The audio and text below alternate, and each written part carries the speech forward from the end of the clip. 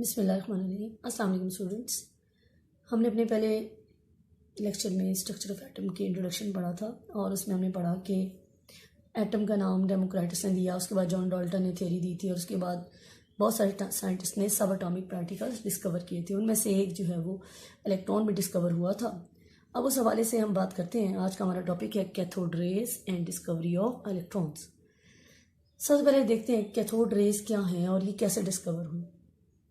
तो स्टूडेंट्स 1879 में एक साइंटिस्ट थे सर विलियम क्रोक्स, ठीक है। उन्होंने एक ग्लास की यानी शीशे की बनी हुई ये ट्यूब ली जिसे हम कहते हैं डिस्चार्ज ट्यूब, ठीक है। इसके अंदर जाहिर सी बात है जब किसी चीज़ के अंदर कुछ भी नहीं होता तो उसके अंदर हवा तो होती है ना। उन्होंने इसके अंदर हवा यानी गैस का जो प्रेशर है ना वो बहुत ही कम कर दिया। वैक्यूम पंप लगा के तकरीबन उन्होंने कर दिया 10⁻⁴ एटमॉस्फेयर, ठीक है। इतना उन्होंने प्रेशर रिड्यूस कर दिया वैक्यूम पंप लगा के इसके अंदर से उन्होंने हवा को निकाल लिया। उसके बाद उन्होंने 2 इलेक्ट्रोड्स लगाए, मेटेलिक इलेक्ट्रोड्स, ठीक है। एक को उन्होंने जो है वो नेगेटिव टर्मिनल से जोड़ दिया, उसको हम कैथोड कहते हैं। दूसरे को पॉजिटिव टर्मिनल से जोड़ दिया जिसको हम एनोड कहते हैं, ठीक है। उसके बाद उन्होंने क्या किया कि जब बैटरी को ऑन किया गया यानी इसको करंट प्रोवाइड किया गया तो उन्होंने देखा कि कुछ रेस कैथोड से निकल कर ट्रेवल कर रही हैं एनोड की तरफ। जैसे कि मैंने ये ग्रीन से जाहिर किया कि कुछ शुआएं जो है वो कैथोड से निकल कर एनोड की तरफ जा रही हैं। अब उस वक्त विलियम क्रूक्स को ये नहीं पता था कि ये क्या है। उन्होंने कहा कि क्योंकि ये कैथोड से निकल रही हैं तो उन्होंने इसको कैथोड रेस का नाम दे दिया, ठीक है, जो कि एक्चुअली बाद में इलेक्ट्रॉन्स का नाम दिया गया था। लेकिन बहरहाल तब उन्होंने इनको अपने एक्सपेरिमेंट से जो उन्होंने रेस देखी थी कैथोड से निकलती हुई तो उन्होंने उसको कैथोड रेस का नाम दिया, ठीक है।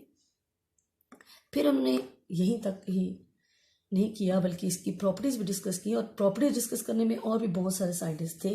जे थॉमसन भी उनमें एक थे। तो उन्होंने प्रॉपर्टीज क्या क्या डिस्कस की। उन्होंने सबसे पहले ये डिस्कस किया कि ये जो रेस हैं ये जो कैथोड से निकल रही हैं ये कैथोड के परपेंडिकुलर है। देखिए ना, परपेंडिकुलर ही ना, कैथोड ऐसे और ये उसके ऊपर ऐसे 90 के एंगल बना रहे। तो these rays travel in straight line perpendicular to the cathode surface. पहली प्रॉपर्टी तो इनकी ये होगी। दूसरा उन्होंने कहा कि ये जो रेस हैं ये बीम थी लाइट की रेस की, ये गहरा साया बनाती है अगर इनके रास्ते में कोई ओपैक ऑब्जेक्ट रखती है। जो ओपैक ऐसी चीज़ होती है जिनमें से रोशनी नहीं गुजर सकती, ठीक है।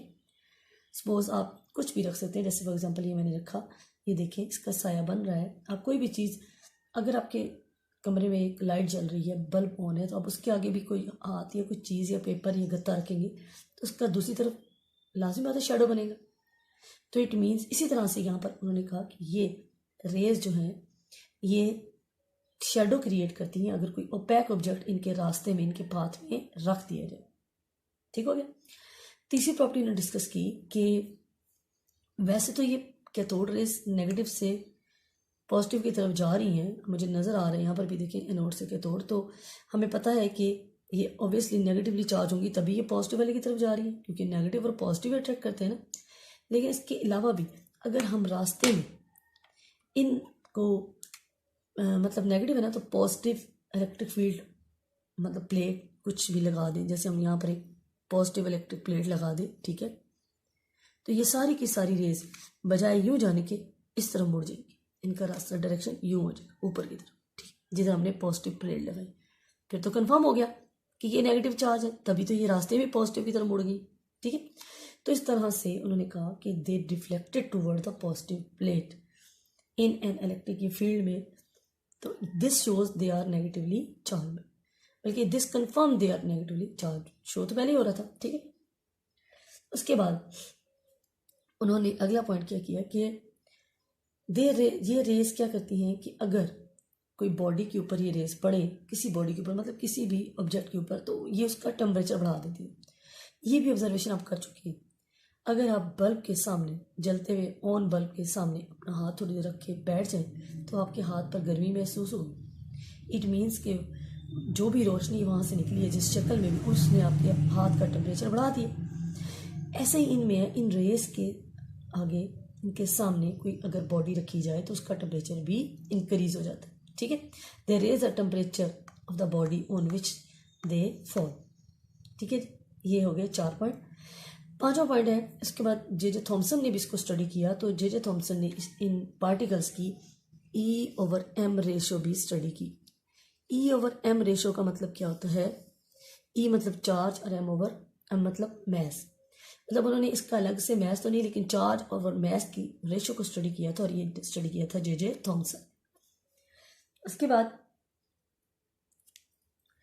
ये देखा गया कि ये रेज, हमारा नेक्स्ट पॉइंट है 6, ये रेज अगर किसी ग्लास की ट्यूब, डिस्चार्ज ट्यूब को कहीं पर हिट कर जाए, कहीं पर भी इधर इधर गलती से भी हिट कर जाए, तो ये वहां पर स्पार्क पैदा कर देती है, चिंगारियां से निकलती हैं। जैसे कहीं पर शॉर्ट सर्किट हो, तारे दो कहीं से जो मिसकंडक्ट हो जाए, तो वो फिर एक रोशनी से निकलती है, चिंगारियां से निकलती है। इस तरह से ये यहाँ पर जो है वो ऐसे लाइट प्रोड्यूस करती हैं, जब अगर गलती से कहीं पर ये डिस्चार्ज ट्यूब है ना, इसको ये हिट करे तो। ठीक है, ये इसका 6वां पॉइंट।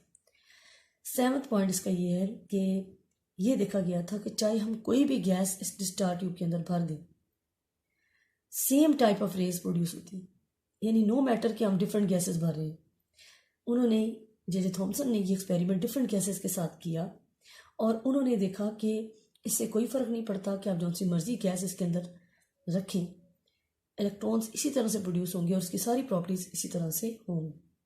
इन सारी बातों से क्या हम नतीजा निकालते हैं? इन सारी बातों से हमें ये पता चलता है, और उस वक्त भी जे थॉमसन ने भी ये सजेस्ट किया था कि इसका मतलब ये है कि ये जो नेचर ऑफ कैथोड रेज है ना, ये गैस की नेचर पर डिपेंड नहीं करता। ठीक है, it is independent of the nature of the gas present in the discharge tube और द मटेरियल ऑफ कैथोड। ना कैथोड के मटेरियल पर डिपेंड करता है कि आप कैथोड कोई और मटेरियल का लगाएंगे तो उसमें से इलेक्ट्रॉन नहीं कुछ और निकल आए, कैथोड रेज नहीं निकलेंगी कुछ और निकल आए, ऐसा नहीं है। ठीक है, दूसरी बात ये कि अभी हमने दूसरी प्रॉपर्टीज़ की पढ़ी थी कि ये शेडो क्रिएट करती हैं, ये रेज शेडो क्रिएट करती हैं अगर हम इनके रास्ते में कोई ओपैक ऑब्जेक्ट रख दें। तो इससे ये पता चलता है कि असल में ये रेज नहीं है, ये पार्टिकल्स हैं, ये ज़रात हैं जो कि वहीं पर रुक जाती हैं और आगे साया बन जाते हैं। ठीक है, क्योंकि अगर रेज होती तो ये पास थ्रू कर जाती, गुजर जाती हैं हाथ के अंदर से। ठीक, तो इस तरह से उन्होंने कहा कि ये असल में एक्चुअली ये रेज नहीं है, they are fast moving particles, और इन्हीं पार्टिकल्स को बाद में इलेक्ट्रॉन्स का नाम दिया। ठीक है, और ये नाम किसने दिया था? जे थॉमसन ने। इसलिए हम जो जे थॉमसन की डिस्कवरी है उसको हम इलेक्ट्रॉन के साथ रिलेट करते हैं, क्योंकि 1879 में सर विलियम क्रूक्स ने कैथोड रेज का एक्सपेरिमेंट किया था, लेकिन 1897 में इसको इलेक्ट्रॉन का नाम दिया जे थॉमसन ने, और इसलिए डिस्कवरी के साथ जे थॉमसन का नाम आता है, विलियम क्रूक्स का नाम नहीं आता। हम ये तो कहते हैं कि विलियम क्रूक्स ने कैथोड रेज डिस्कवर किए हैं, लेकिन हम ये नहीं कहते कि विलियम क्रूक्स ने इलेक्ट्रॉन डिस्कवर किए, क्योंकि विलियम क्रूक्स को पता नहीं था कि कैथोड ही इलेक्ट्रॉन है। इसको बाद में इलेक्ट्रॉन का नाम जे थॉमसन ने दिया था। इसलिए जब भी आपके पास क्वेश्चन आए कि हु डिस्कवर इलेक्ट्रॉन, तो आपने कहना है J Thomson discover the electron in 1897। Clear होगी बात? और इसी पर जे थॉमसन को नोबेल प्राइज भी मिला था। ठीक ठीक, that was all about the electron discovery and cathode rays. Thank you so much.